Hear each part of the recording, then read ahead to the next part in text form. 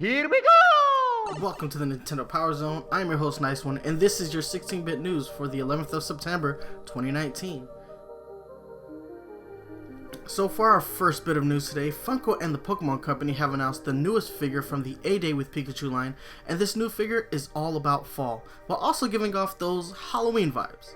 Dubbed Surprises for Fall, the figure showcases Pikachu happily playing in a pile of what appears to be red, orange, and yellow maple leaves, with one leaf lying atop his head.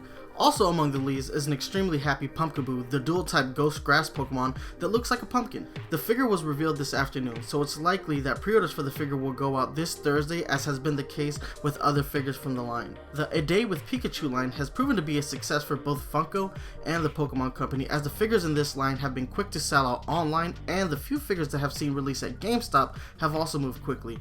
As a collector of this line myself, I have found that getting these figures has almost been as hard as collecting Amiibo during their prime.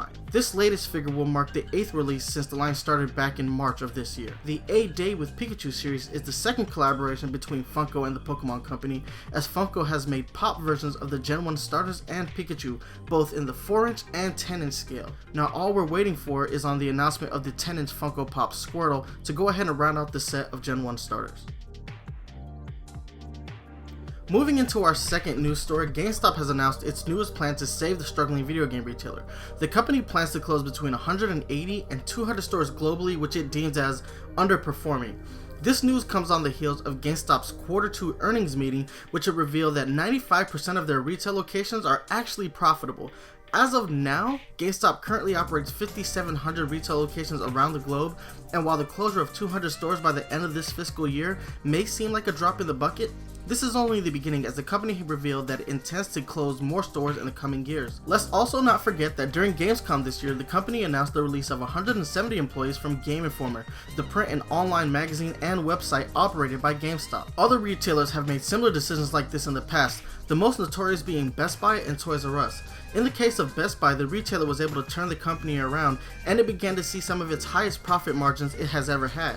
But in the case of Toys R Us, it became the harbinger of disastrous news, as the company fell to bankruptcy and would soon announce the closure of all 700 plus of its US-based locations. Will these moves help GameStop remain in business as the industry shifts into digital game sales, or will GameStop find itself in the same graveyard as Circuit City, Radio Shack, and Toys R Us? We'll keep following the story and update as soon as more information becomes available.